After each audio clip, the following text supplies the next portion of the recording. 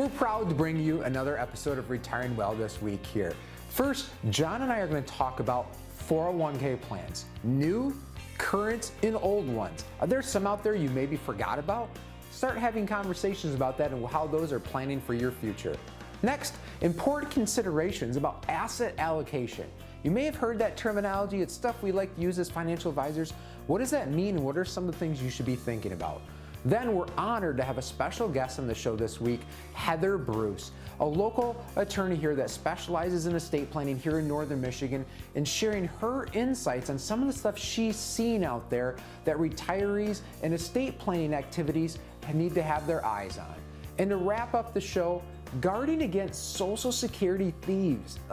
Man, what are some of the concerns about that and the challenges that they're bringing towards retirees and those alike? Retiring Well, brought to you by Centennial Wealth Advisory, financial advisors specializing in retirement planning and serving all of Northern Michigan. Retiring Well, helping you plan for a successful and comfortable retirement. Retiring Well, plan to retire well. Welcome to another segment here of Coffee Talk.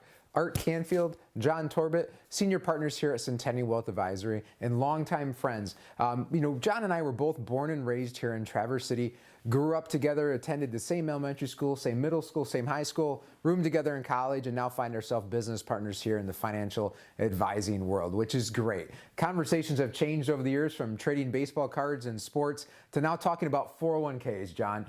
Where did time go? Dream come true, Art, I tell you. So yeah, it is funny looking back and as we think of investing, we used to think those baseball, basketball, football cards were going to be our retirement plan, but now it's transitioned, pretty much 401ks and IRAs and that. Right. I think my dad actually just was hitting me up this weekend if I could come get those out of his basement. I think I'm going to put them off longer because they're not really worth much.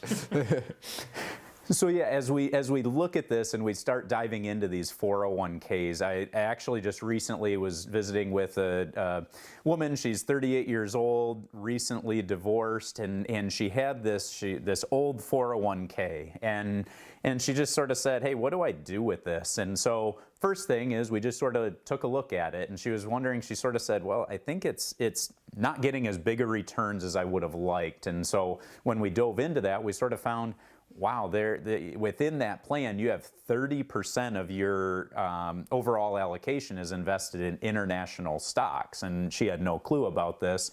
And there's your reason right there as far as the underperformance. Lately, as you look at the markets, as far as domestic equities versus international equities, domestic equities for about 14, 15 years have been leading the way. And so these international equities have been dragging the portfolio down a bit. But ultimately, she sort of said, I really don't want to leave this money under my old employer and all that. I'd rather just transition on. And she was looking for advice. So that's where Centennial Wealth Advisory was able to basically, our team, help look at that, not just from an investment perspective, but start talking through some different tax planning ideas and diving into what does insurance look like and all those different areas that come up within a retirement plan. Absolutely, John. When I think of 401k plans, and kind of almost the timeline of how those happen for people, just as we joked earlier about how fast time goes and times change, oftentimes, maybe even for you, you think down to that time, you're new to your employer and they throw all this paperwork in front of you.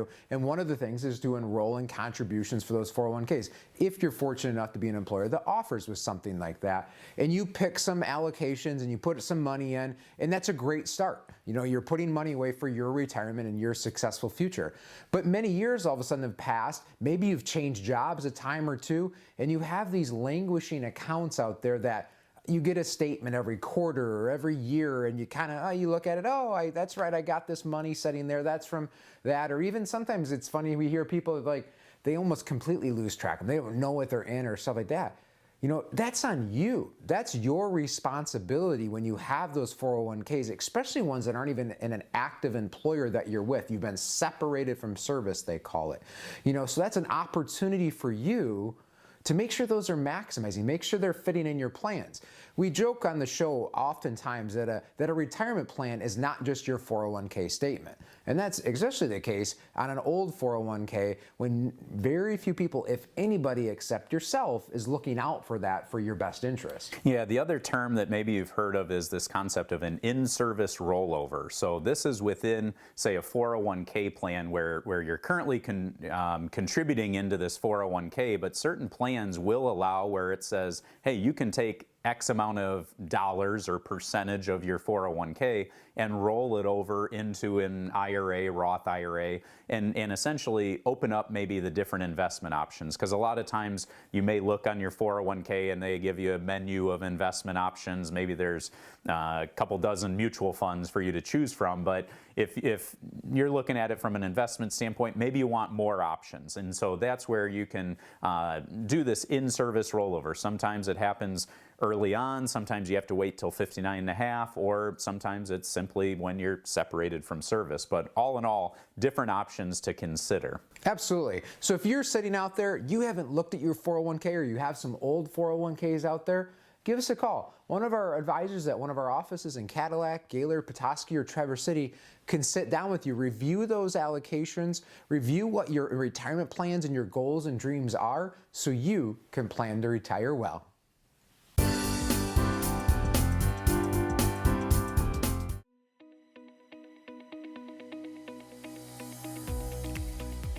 You've worked hard. Plan to retire well. The success of your retirement depends on a sound plan. If you are retired or nearing retirement, we invite you to an informative live event to help you plan to retire well.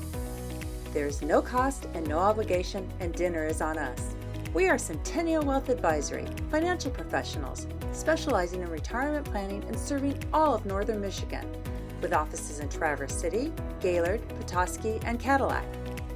Our presentation will address important topics such as inflation isn't dead yet, how are you protecting your retirement income, Social Security shortfall, when was the last time you stress tested your retirement plan, how potential tax changes could affect your retirement income, what portfolio moves can you make to protect your assets in bumpy markets, smart estate planning to minimize taxation, and much more. Call 888-608-5825 or register online and choose the date and location that works best for you. Tuesday, April 1st at Boone's Long Lake Inn in Traverse City. Wednesday, April 2nd at Lakeside Charlie's in Cadillac. Or Thursday, April 3rd at Treetops Hunter's Grill in Gaylord. The live event starts at 6:30 p.m. and is free to attend with a complimentary gourmet dinner to follow, but seating is limited and tends to fill quickly. Call 888-608-5825 or register online to reserve your seats today. Don't miss this important live event to help you plan to retire well.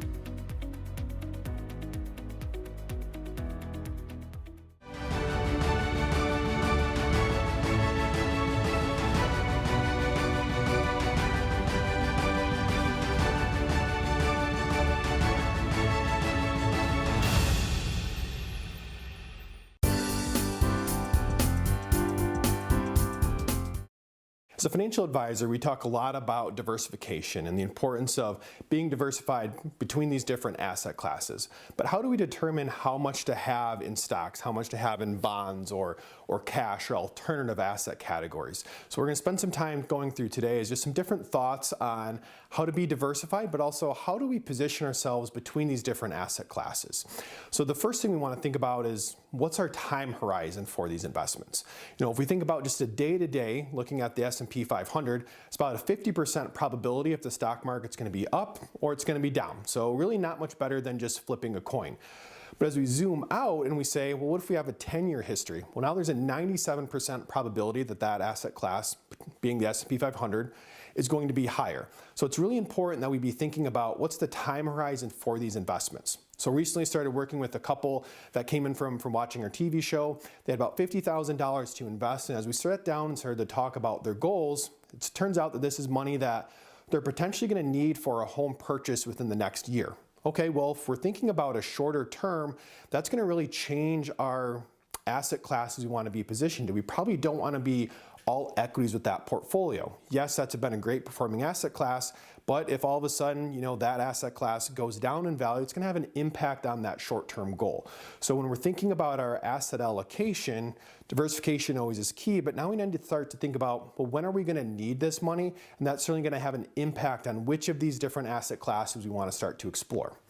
So the next thing is, well, starting to think about our risk tolerance. Not just saying a number, but we want to start to visualize and actually see that number. So the question I always pose to individuals as they come in and meet with us was, when was the last time you took a risk questionnaire? No surprise, the answer is very rarely has someone ever said yes. They've taken a recent risk questionnaire and their assets are aligned with that innate risk tolerance. General rule is this rule of 100. So if you take 100 minus your age, so let's say I'm 60, 100 minus 60, that tells me I should have about 40% equities or stocks and 60% bonds. That's just a starting point though. But we want to think about is stress testing. Well, what does that look like in good and bad market environments? So I built out just a rough portfolio. I said I'm 40% in S&P 500, 60% US aggregate bond index. Let's say I have $250,000 investing. Well, when I back tested that and I ran this Monte Carlo simulation, what I found was there's about a 95% probability that portfolio over the next year could be up $41,000 or it could be down $26,000. So there's certainly a more return potential. But if we're thinking about that downside, if I'm going into retirement for the next year, how am I going to feel if I'm down $26,000? On top of that, I'm starting to think about taking distributions. That can start to erode our portfolio pretty quickly. So when we're thinking about risk tolerance, it's not just saying a number, it's, well, let's visualize how that actually impacts the portfolio and are we comfortable with that? The next piece is we don't want market conditions really to dictate our overall asset allocation. What I mean by that is if we look at the market, the S&P 500 again, there's certain times where it's been down a lot, certain days, but if we zoom out and we made a decision on just that one day activity or the short-term volatility that we've seen recently, we're going to be able to miss out on a lot of returns. So, the market has a lot of volatility. There's going to be periods where it's going to be down, but over time, again, if we have time horizon and time on our side, we have a lot more appreciation potential here.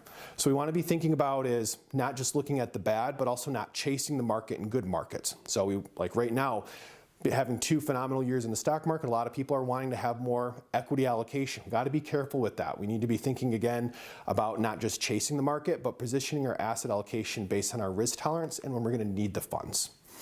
The last piece is I say stocks, I say bonds. These two asset classes, though, they go a little bit more detailed. When we're thinking about stocks as a whole, there's a number of different sectors we want to be thinking about. Same with bonds. There's a number of different maturity dates, a different type of bonds. All these are going to perform differently. Specifically stocks, what we see a lot is individuals come in and they're, say in a 2035 target date fund, which is what I have illustrated on the screen. Well, if we're retiring in 10 years and we're over 20% international exposure, that may be more aggressive than we want to be. So we need to start to actually look at the pieces to the portfolio, not just the bigger picture allocation and how each of these pieces work together, and then again, align that with our risk tolerance. So again, the last piece is here, we certainly want to sit down with you. Let's take a risk questionnaire, make sure your portfolio is aligned.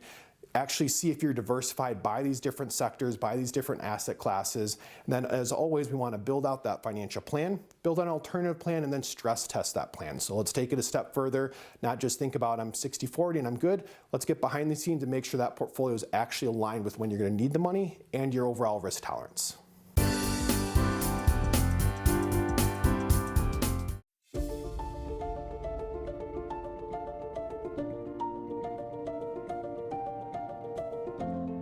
What I want to share with you today is the connection between financial wellness and physical and emotional health. And I want to draw that to you through a few statistics, and then I'm going to talk to you about solutions. So I don't want to just list the problem, but I also share with you possible solutions for you.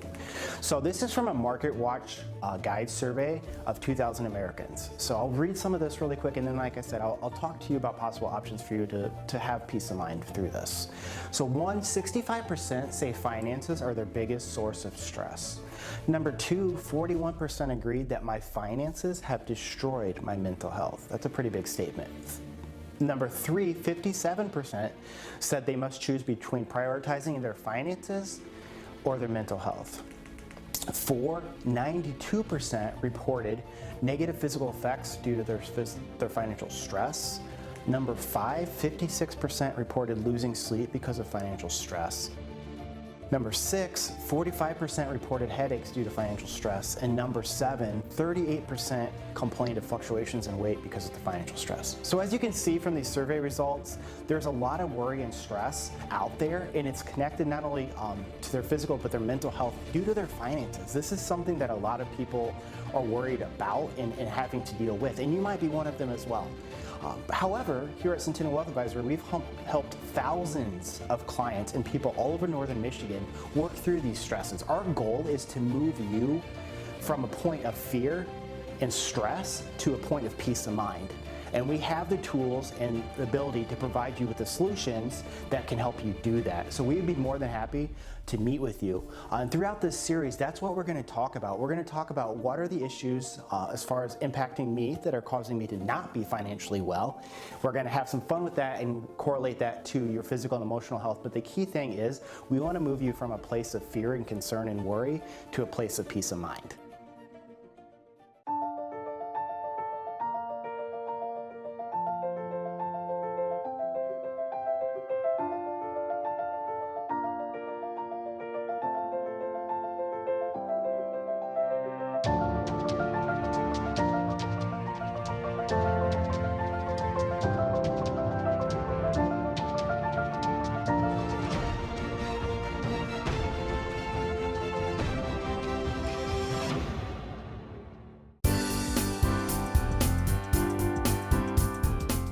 I'm excited to have Heather Bruce from Marshall & Bruce Law Firm here with us, and Heather and I have known each other for probably 15 plus years, but Heather, talk a little bit about the number of years you've been in the industry and all that.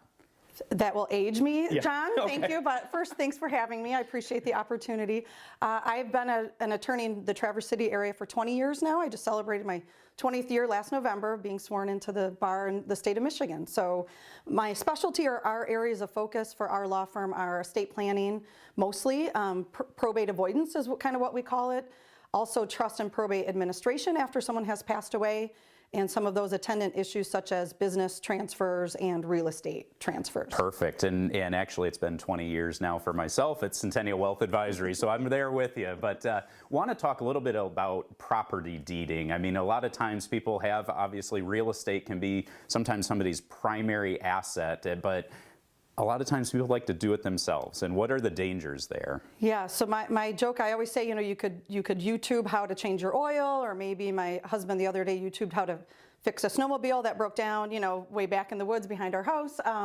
There are certain things that you really shouldn't try to do yourself, and estate planning, deeding is one of those things. Some of the mistakes I've seen, or some of the things that have happened over the years when people have tried to do that themselves, is I get a lot of clients who say, well, I have a farmhouse and my husband passed away a few years ago, and I just went and added all my 5 kids to the deed because I wanted it to go all to them. And that's one of the big kind of no-nos, right? When I see that, sometimes we can undo that, sometimes we can't.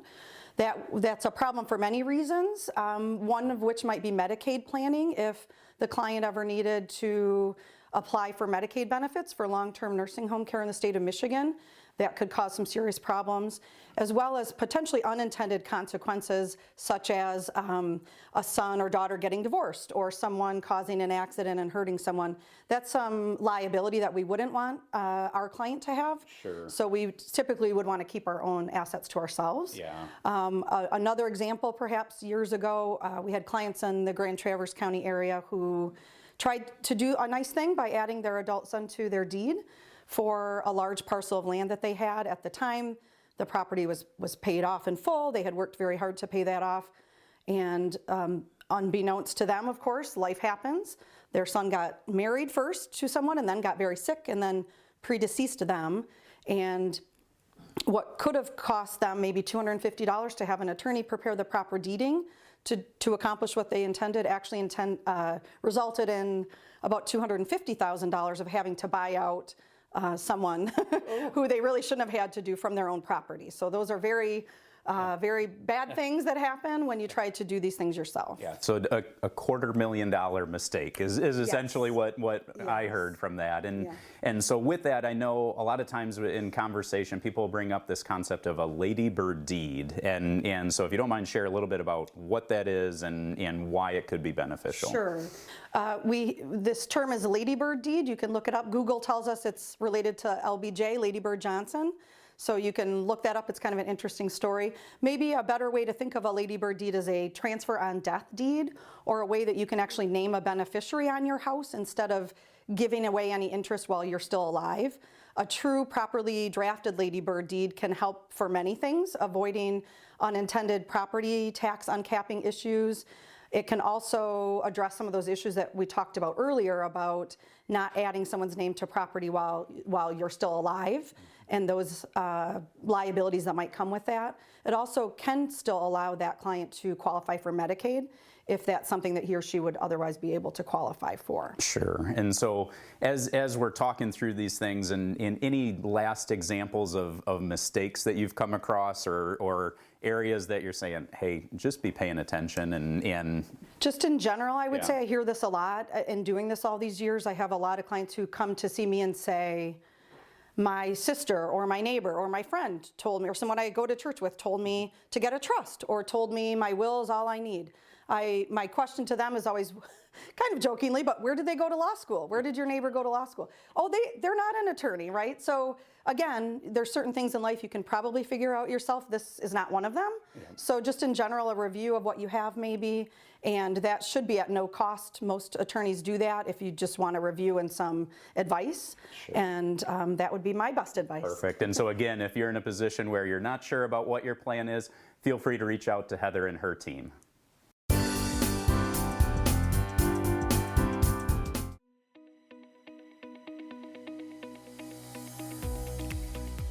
You've worked hard. Plan to retire well. The success of your retirement depends on a sound plan. If you are retired or nearing retirement, we invite you to an informative live event to help you plan to retire well. There is no cost and no obligation, and dinner is on us. We are Centennial Wealth Advisory, financial professionals specializing in retirement planning and serving all of northern Michigan, with offices in Traverse City, Gaylord, Petoskey, and Cadillac. Our presentation will address important topics such as inflation isn't dead yet. How are you protecting your retirement income? Social Security shortfall. When was the last time you stress tested your retirement plan? How potential tax changes could affect your retirement income? What portfolio moves can you make to protect your assets in bumpy markets? Smart estate planning to minimize taxation, and much more. Call 888-608-5825 or register online and choose the date and location that works best for you. Tuesday, April 1st at Boone's Long Lake Inn in Traverse City.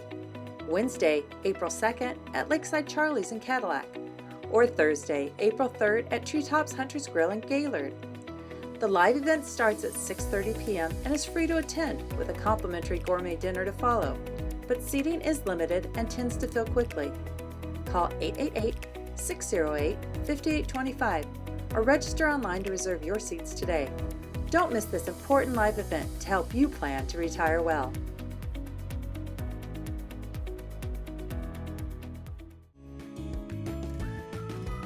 If you like watching Retiring Well, make sure to go to youtube.com/retiringwell and click the subscribe button to never miss any of our TV shows and other informative videos.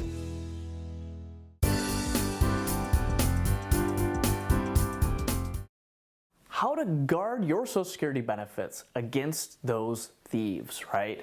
Those thieves really do love to target seniors and those Social Security benefits. Back in the olden days, it was a little simpler for them to do that.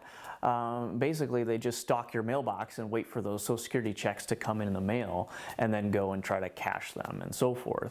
Nowadays, with everything going digital, it's a little bit harder, but the thieves have got a little bit more intuitive as well. So, you definitely want to make sure sure that you're guarding those benefits. Social Security office doesn't really say how much is actually fraudulent in the system, but the Inspector General report states that about $20 million goes missing from Social Security benefits, and that's something that you really, really want to avoid. So I want to talk about what you can do to combat that and safeguard your benefits. The first step is going to be to set up online access, a profile, if you will, with the Social Security Administration. You just go to socialsecurity.gov and set up that profile. I know you're probably thinking, well, that's kind of counterintuitive, getting your name out there on the web, right? But this is really the best place to go to make sure that you're staying up to date with any kind of changes that is going on with your benefit information, okay? Because you can access that once you get it set up at any point, okay? So you can check it daily if you want to. Wouldn't recommend that. But you can really stay on top of anything that changes. So I would highly suggest that the first step you do is go and set up that online profile, okay? Now, if you're one that you're not very tech savvy and so forth, and you don't really want your information out there, that's fine. You can give Social Security office a call and check on those benefits and so forth from time to time. Obviously, much easier if you do set up that profile. Another great reason to set up that profile online is because not only does it allow you to check your benefits and so forth if you're one that's taking them, but if you're on the younger side and you haven't started those benefits yet, it really allows you an avenue to start that planning process. So, maybe you're 5 to 10 years out from retirement and you're starting to get, look into it a little bit more and you want to dive into those numbers. Well, having that online access to see your Social Security benefit allows you to see, okay, what is my benefit going to be at age 62, at age 65, 67, and full retirement age at age 70. So it allows you to plan. Another great benefit that's kind of buried in that profile is the ability to go back and look at your earnings record, okay? So that earnings record is what the Social Security Administration uses to determine what your benefit is actually going to be, okay? So I always encourage my clients to double check that earnings record. Go back and look and see, okay, in 1992 I made X. Yeah, that's right. Or maybe you're looking back at your record and you see that, hey, there's a couple years in there where it was showing no income in the middle of your career, and maybe that's not right, right? Those 0 years in your earnings record can really screw up your Social Security benefit in the future. So you want to make sure that that is very, very accurate so that you're getting the benefits that you deserve, okay? Here at Centennial Wealth Advisory, not only do we do investment planning, tax planning, estate planning, health insurance planning, but we also do income planning, okay? And a huge piece of the income planning puzzle is that Social Security benefit, okay? So we will walk right beside you, help you determine which age is actually the best age for you to start Social Security. And I can't tell you one age is better than the other because it really is dependent on what your particular situation is. There's so many different variables that go into it. And here at Centennial Wealth Advisory, we offer a free, no obligation consultation where we will tackle that Social Security question. It is probably the biggest question that I get asked in the Gaylord office. So don't hesitate. Give the number on the screen a call, schedule that free, no obligation consultation, and we'd be happy to help you plan to retire well.